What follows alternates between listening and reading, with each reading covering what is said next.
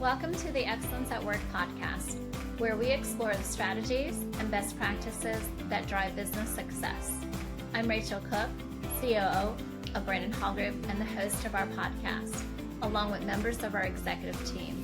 In each episode, we'll dive into the latest trends, insights, and real-world examples from some of the most exciting leaders from organizations worldwide. Be part of our journey and learn from the best as we discuss innovative approaches and cutting-edge technologies for talent management, learning and development, leadership, diversity and inclusion, and more.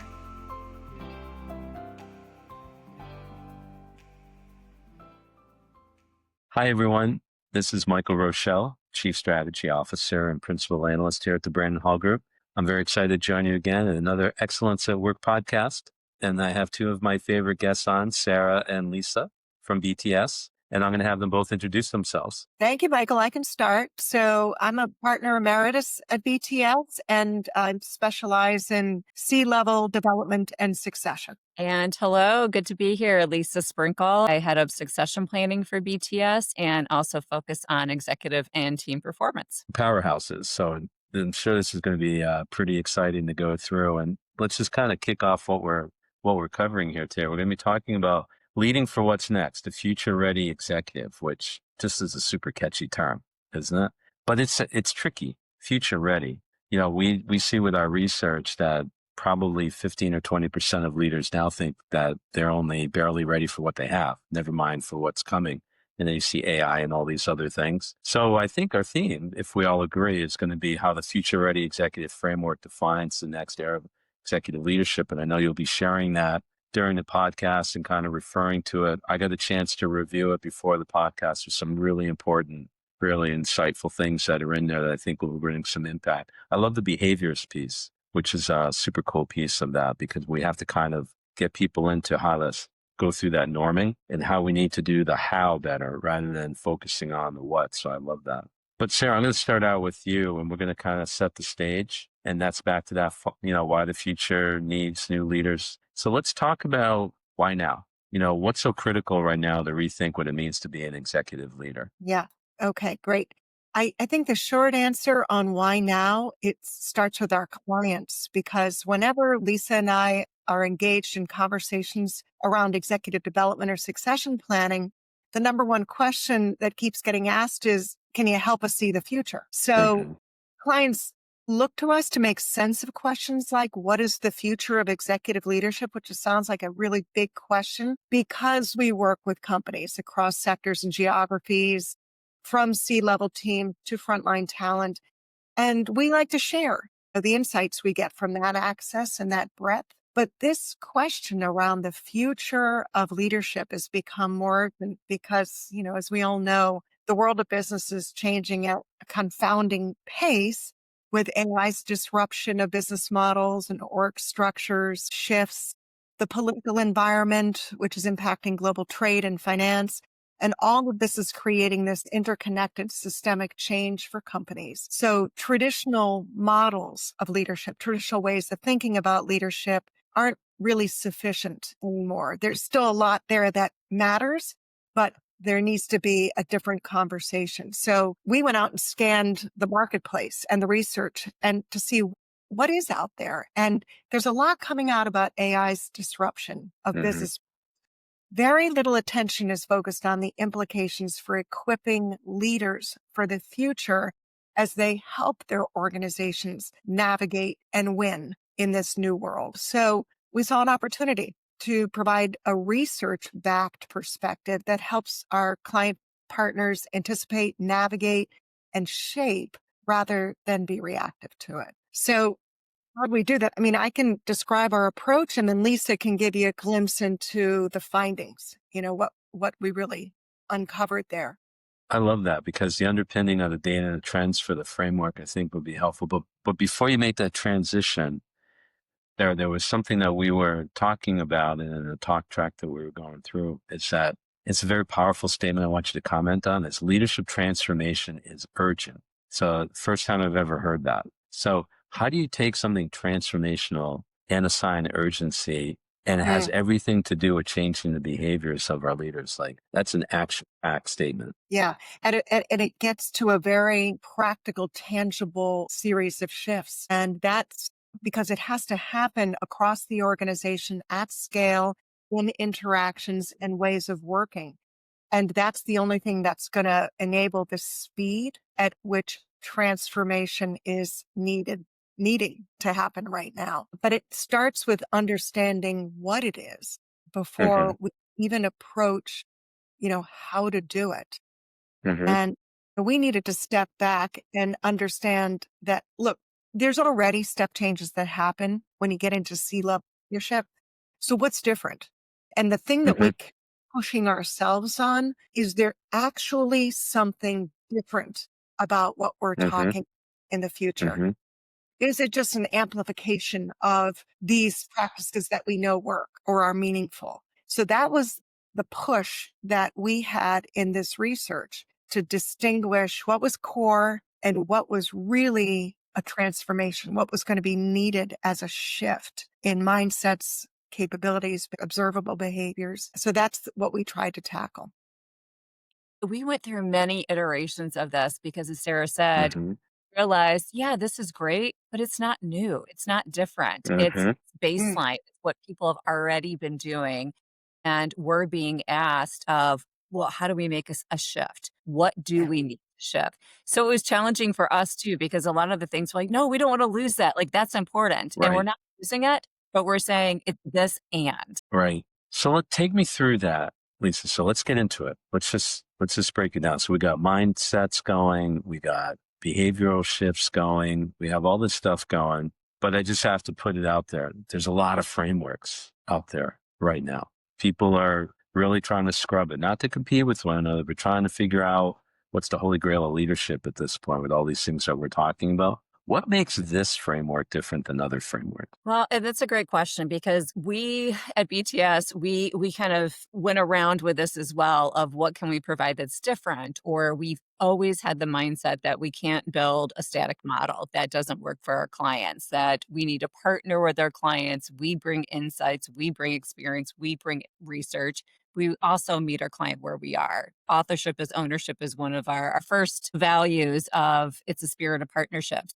We really kind of debated on whether or not this is something that we thought we should tackle. But after Sarah said getting so many questions from clients on what's next, realizing no one has a crystal ball, we realized we do have a lot of research and we do have a point of view on this. So we hmm want to be clear, it's not a competency model. There's a lot of competency models out there, but it's really evolving. It's an evolving framework. So it's meant to be provocative. It's meant to help start the conversation of hmm what for your organization. And starting conversation is so valuable. And I would add to what Lisa's saying that we pushed ourselves also to look beyond leadership data, right? Because hmm yeah, we have experts that partner with our client companies at every level of the organization, across industries around the world, on culture, change at scale, leadership mindsets and capabilities, go-to-market strategies, teaming, succession planning, learning, skills mapping. Right? We go the gamut, and all of those touch points and the unique way we work with our clients give us sort of a insight and knowledge around where to start, hmm but also context, because we had to go broader and say, I mean, we believe that leadership is relentlessly contextual. So yes, we have this knowledge, but leaders are operating in and going to be operating in a very dynamic environment. So hmm we've go outside in also and look at recent studies on the future that leaders will be navigating. So we looked at McKinsey, Russell Reynolds, MIT Sloan, HBR. And then we actually went out into look at the macro environmental data and trend reporting so that we could bring in context of the world that business leaders will be navigating.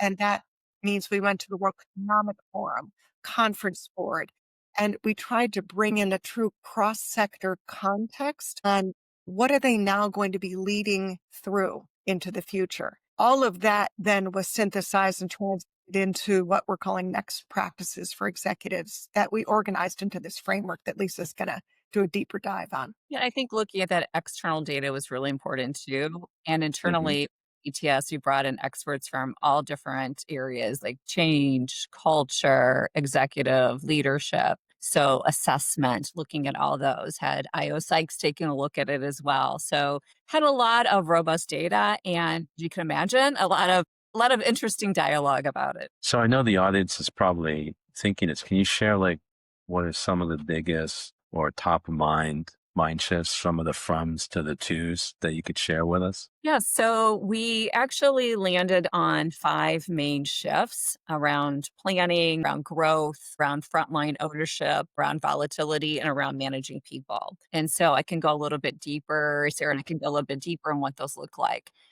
Really, the first shift we looked at is the traditional strategic planning, which is happening right now across all organizations, or disruption based planning. And what does that look like? So instead of responding to crises, think about the S curves of when do you need to jump on the next change and how innovation is really accelerating those S curves. So we really wanted to highlight here that it's okay. Well, strategic planning is obviously important, but you also need to think about what could disrupt that and what are the things that Hmm. are coming at you.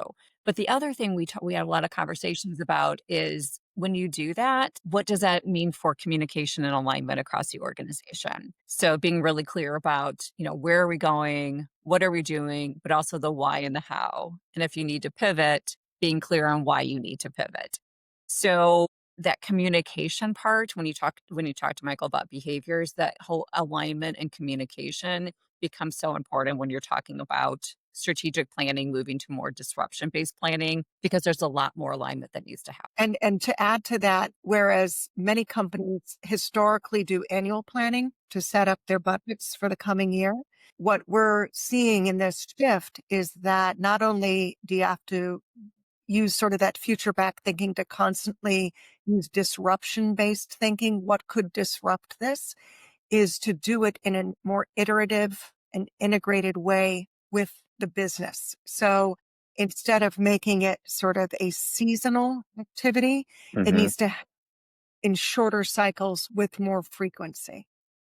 We've got a framework. We've done a lot of research, a lot of insights. We've put it forward. So this is where the hardest part is for organizations, right? It's applying something that they've been given. So they have this groundbreaking framework. How are organizations applying this framework? The first shift was more that moving more, as Sarah was just saying too, it's not just annual. The second shift we really saw is, and this is the hardest for CEOs, is balancing consistent growth with what we talk about being rapid experimentation. So instead of managing stability, how are they continuing to grow? And right now people are rewarded for that upward shift, Hmm. but you set expectations with shareholders and board. What might that look like? Are there going to be seasons of low growth and then seasons of intense growth? And that's going to become, we see from all the data we see, that's going to become more the norm. And it's going to be really interesting to hear how that's communicated and how Wall Hmm. Street reacts to this. The third one is moving from, and this one is really, we feel like not new, but now more imperative, is shifting from that hierarchy to that frontline leadership and frontline ownership. So, really trying to empower teams more through clarity, through context. And again, we don't think this is new. Organizations have been doing this for years. There's a major airline that talks about making it right. Nordstrom is always noted for like Hmm. frontline, but if you think about all the information that's coming to leaders now and the volume of information, it's impossible not to shift ownership. So I think Hmm. at this, it's going to be, back to our first point, communicating where are we going? Why are we going there?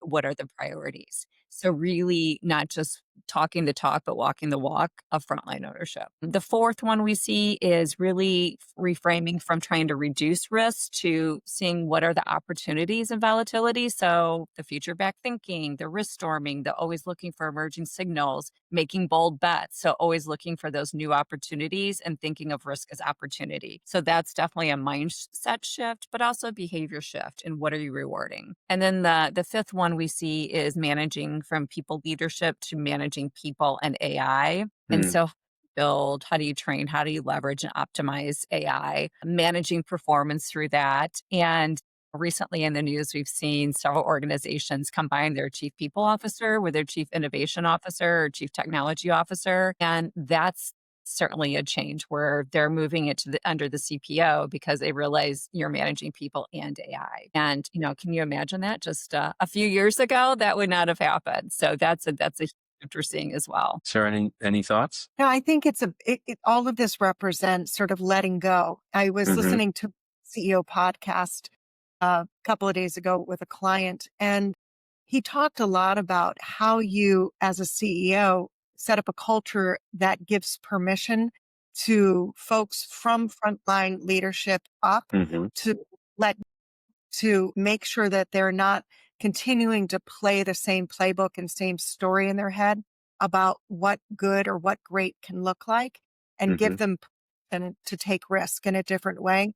And that goes to that, particularly for financial services companies who are really subject to all kinds of audit, et cetera. It's very hard to shift a culture of, risk mitigation to risk opportunity. Right. That really takes a significant amount of Mm-hmm. confidence at the C level to be able to communicate that through the organization in a responsible way so that people understand how to take risk differently and use data to inform those risks in a different way. So it does get a little granular in the types Mm-hmm. of fears that we see, but the framework that we've developed actually links to observable behaviors for each of these shifts. So for the clients that we're working with, it really gives them a leg up on how they begin to think about, assess for, and select leaders moving up into significant key roles in the organization. It's it's an interesting concept, and it's one that sounds really groundbreaking. The challenge always is, and I'm sure audience members are thinking about this as well, as like, how do you apply it? Like, how do you get this thing to work? What are the steps? Can you share examples of organizations you're working with where they're applying this future ready executive framework? Yeah, I could share a few examples. So, we're seeing the framework being used for leadership development, succession planning, CEO transition, executive coaching. And for example, with leadership development, we're building this into, and clients are using how they run business simulations, how they run assessment centers. So, what are some of these new mindsets? And as Sarah talked about, I think the first step of this is some self awareness as well, that are we letting go and Mm-hmm. realizing where we need to let go and where we still need to guide the process or to have some guardrails. And that's hard. We all have the best intentions, but sometimes we're diminishing others and not realizing it. So building it into discussions and self-awareness, we're building it into high potential. But there's a lot of, I think about COVID. In COVID, we saw a lot of what we call hidden gems that really stood out, and others that might have been high potentials that kind of flailed during COVID and when they were expected to do new things and manage through ambiguity. So this is a way to see, all right, these are a bit different shifts.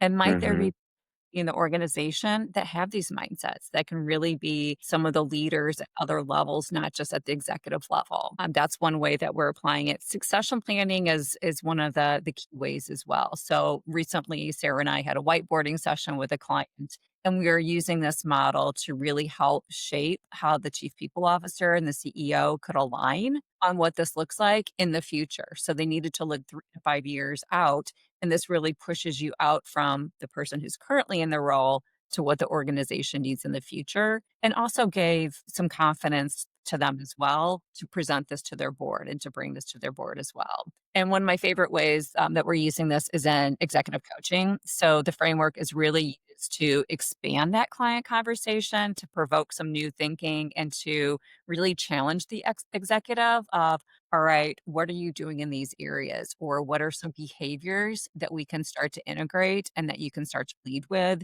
that will help set you up better for the future? So we've got this moving within our organization, but they're going to need help. So how does BTS assist in this transformation? I think it's through exactly what Lisa's describing. It's the sitting down with the client and asking, we're always in collaboration with the client.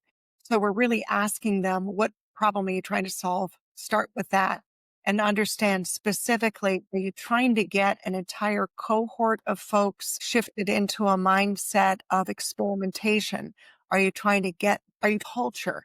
Is there a culture need that's happening here? Are you in a succession mindset? Are you trying to understand how to give the board confidence that you as a management team are placing the right bets on the investment into talent, or do you need to acquire different talent? All of those applications are dependent on what are they trying to solve for. Hmm. As Lisa described, say they're trying to understand what, kind of to respond to that question that we started with, what can you help us see the future? What are our leaders going to need to do differently? If they're trying to get down to the tactical way of looking at job specifications, what roles will be required? How will those roles be changing? And what is the profile of leadership at that level in that type of a role? This framework then can be introduced to augment what they already understand within their own company and ask the questions, are you also thinking about these types of qualities of leadership that are going to become important in the future? And let them know that we can assess for them by integrating the way we ask questions when, say, an interview process, on an assessment, a survey-based assessment, a 360, in a leader lab where we're doing observational assessment. And we're linking these shifts that we described into those observable behaviors so we can then provide data back to the client so that they can begin to look at their future talent a little bit differently, which helps them also to pinpoint what to develop in those leaders. I would also add to that, as this is a framework, we're not saying you have to add all 5 of these. These are all, I mean, these 5 things are important, but it might not be important for your organization now. So, for example, we have a client, there's like 2 out of 5 of these are like, this is what we need to focus on in the next couple Hmm. of years. So the other ones are nice to have, but we're always about starting small, starting where you have the energy. So there's a couple things that they need to focus on. One is this balancing risk and innovation. And so really focusing on what that looks like for their organization because of where they are in the organization's life cycle, and then the frontline ownership.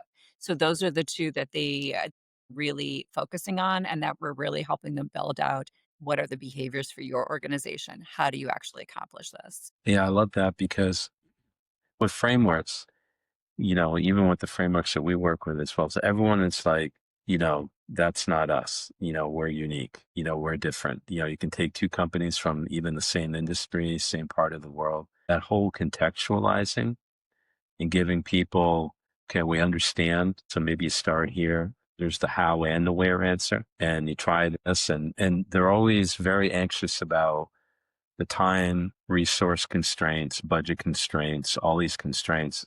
They're like, okay, what's the 80-20 rule around this? Like, what should we do first? Get maximized benefit, get buy-in, things like that. It's great that your team helps organizations to do that and make it successful. And then the one that nobody likes to talk about is leadership runs across a lot of challenges when it comes to change readiness. It's a very specific way people think about leadership in organizations. And it sounds like you're helping organizations to achieve change, to be able to go through that transformational piece and not have resistance slow it down or stop it. So that's pretty cool. So just kind of keep going, Sarah. So what do you say to leaders when they feel overwhelmed by all this change? We get the same thing, like all of a sudden they hit tilt. So what do you say to them? It's exhausting for them right now. It really is because it's that, was it Donald Rumsfeld that said the unknown unknowns? There are so many unknown unknowns happening right now that they're trying to model for a future that's hard to see and do it with significant current day pressure of meeting quarterly targets, right? And their boards of directors are often also confounded by this. They Hmm. really are trying to be helpful and they know that they have to serve the shareholder by ensuring that the company is keeping pace. But it's raising more questions in the boardroom with the CEOs than it is coming up with answers right now. So the companies I find, or the clients that I find that don't feel overwhelmed are the ones that have shifted into a learning mindset. Hmm. They're willing to use curiosity to start asking different questions while keeping performance happy at the same time. The business has to run, Mm-hmm. the stock form, right? The client has to be served. So there's a significant focus that has to be paid on ensuring that their performance is sound. Right now, Mm-hmm. that rapid experimentation mindset that can happen in parallel so that they set up for the future. And I think the clients that I've worked with who are not feeling overwhelmed are grounded in those two things. They Mm-hmm. don't, they're looking at it like, we have to reinvent the entire company overnight.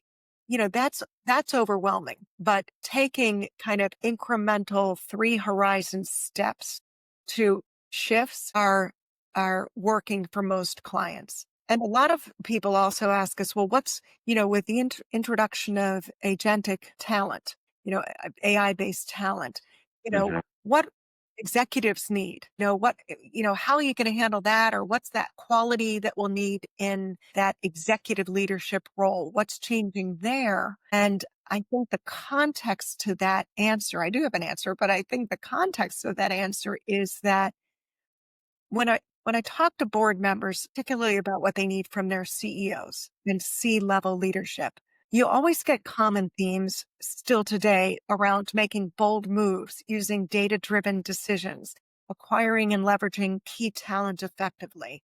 And as we talked about a little bit before, we know that already there's a step change that happens when you move into the C-suite. It's foundational capabilities that aren't going to go away, which are things like seeing problems from the enterprise mindset, understanding how to inspire and motivate employees across an organization, building and leveraging a strong executive team, influencing a wide array of stakeholders, getting complex strategy right. All that is critical and will remain important in the future. What will be different in the future, if we were to think about sort of what the context will be, is that problems will be solved differently because everyone from the front line to the board will have access to superhuman intelligence through AI. So how executive leaders approach planning, strategy, place market bets, hire key talent, evaluate risk is all going to get impacted by the ability to source broad sets of information faster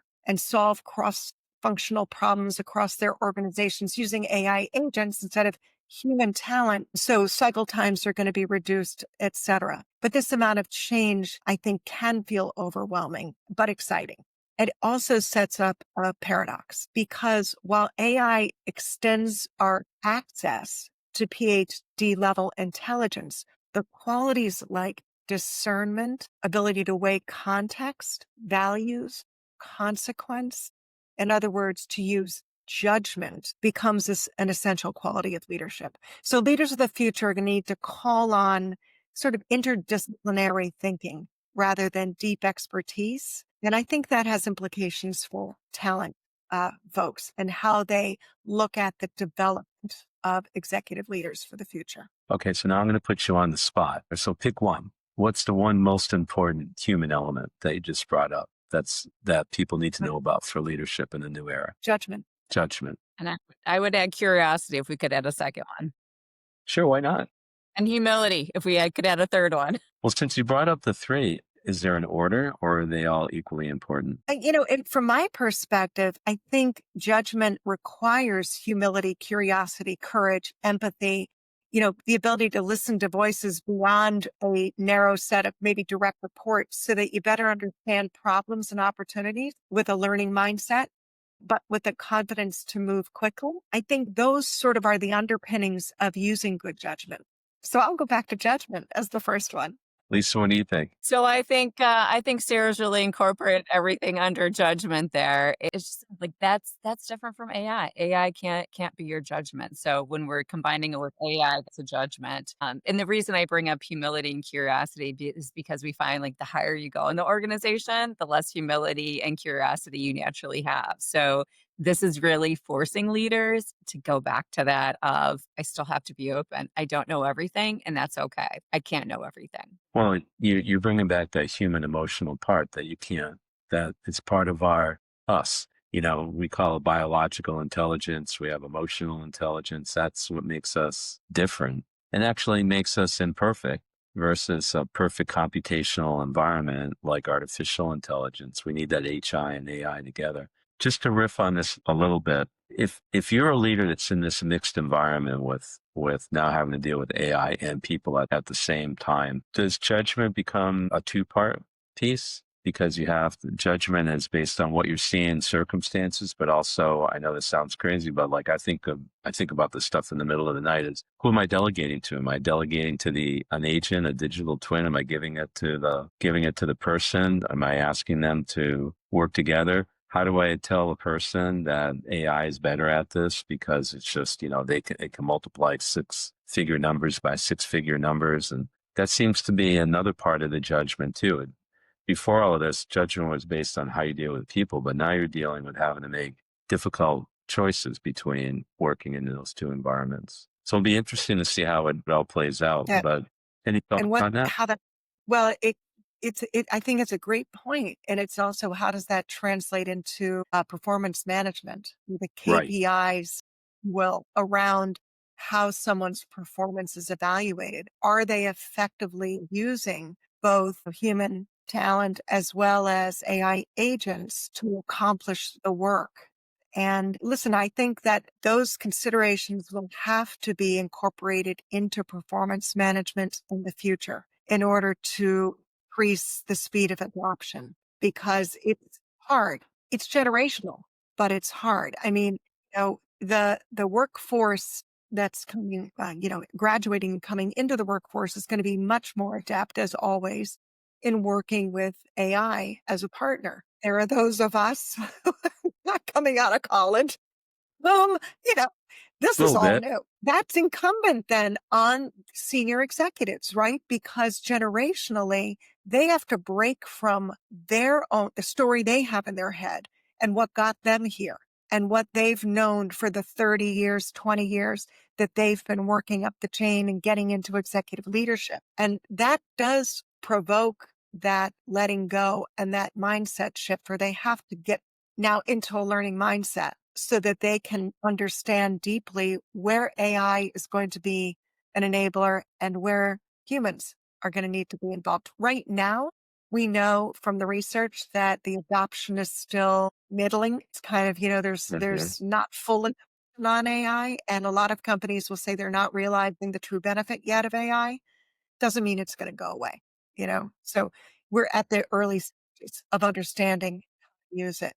But I And that like, is our shift that we mentioned, moving from people management, people right. leadership to people AI. So we see it also as, or you're managing someone on your team that is using AI, but helping them identify, what do we need out of this information? Like, I could just put in there, hey, summarize this data. And, we get a nice summary, but not that great, versus someone who really knows how to use AI. And I'm just blown away by some of the prompts that we share a lot of prompts internally at BTS on Slack Mhm. of identify these top 3 things, and then look at it from this perspective, and then look at it as, if you're thinking of it as an expert in this area, and just like what all that you can add to it and what a difference it is and the outcomes. We're managing, those of us that did not just graduate from college, we're managing people that can do this and can do this better than we can. But again, providing the context, like, why are we doing this? What are we trying to do? How does it link to the organization? Now help us get the best out of AI. So how do we manage people to do that? So it's managing both. So 3 a.m. it's thinking of, all right, I give it to a person who's managing AI. So you might be doing both. It's interesting listening to what you were saying, Lisa. It does bring back the curiosity that you brought up. It's a whole new form of curiosity, right? It used to be that we had to source the information. It was an intellectual curiosity. Now you've got a different type of curiosity, which is, hey, what prompt did you build? Like, what more could I ask? That triggers something. But I think I liked one of the things that you brought up too around the idea of courage, because the elephant in the room is, a lot of what's going on with leadership right now is going to be like, what's going to happen overall to people in the workplace as AI does what it has to do. And I think we're going to have courageous leaders that, to your point, they're going to be put in tough situations with the AI, and we're already seeing it. And I think that human element, that emotional element of being able to make potentially tough decisions as AI transforms the workplace. So it's going to be, I think the framework is kind of proven out that this is the thing that we need to make sure we get it right with leaders. So I know we're coming up on time. I just kind of want to wrap on a couple points if I could throw out to actually both of you. And I know it's such a cliche question to ask, but in this situation, it's so important is if the people listening to this podcast could take one action, what should it be? Because this really is super important. You shared so much information. There's so much that we could be doing, but what is that very first thing that should be done? Say to surface the conversation, start thinking about and asking others, what does being future ready look like for our organization? So if you're not talking about it, start talking about it. I love that. Don't wait. Sarah? Don't wait. I mean, it's Don't going to wait. happen. I like that. Don't wait. If you can wait for it to be done to you, or you can have a hand in creating it. So don't wait. I love that. Don't wait. How about you, Sarah? I guess I would respond also for executive leaders who are listening to this, ask the same question, is to step back themselves and to start first with what's their relationship to this? How do they actually feel about it and understand it? And what will they need to do as individual leaders to embrace this and to become more curious and to be better able to sit in the seat that they're in with humility and to recognize that this is the future. That would be That's my great. response. So we're back to humility. So we've gotten the judgment, the curiosity, the humility, the courage all worked in. I agree with you. I think leadership, I'm glad you said it. It's going to be a humbling experience moving It will forward be. as a leader. It sure is, and no one's got an advantage anymore. It's a level playing field of what's coming next because nobody knows how this is all going to play out. It's been That's right. exciting. I want to make sure people can continue the conversation with you. So how's the best way for them to learn more about you, or how can they connect with you or engage with you? You're both around LinkedIn. I know we're going to be being able to provide some contact information to get people the framework, everything that's necessary to kind of bring context to all of this. Any closing thoughts? I guess I would just say, reach out to us. Don't be intimidated. We're going to meet you where you are. Every company is working at a very different place right now around and grappling with this same question, and no one's got the right answer right now. So just consider partners in that process. And as Lisa said, just start. Yeah, I like And that. as you can tell, we love to talk about this, to share insights, and to hear, most importantly, hear where organizations are right now too. So definitely a two-way conversation. So I'm going to summarize with just start and don't wait. That's what I took away from this. It's great to talk about all of this stuff, but we got to get going. We got to get going. We got to get transformation starts with that very first step, right? Okay. Lisa, Sarah, it's always a pleasure. Thank you very much for joining me today. Thank our audience for joining as well. This is Michael Rochelle, Chief Strategy Officer, Principal Analyst at the Brandon Hall Group. And until next time, have a great day.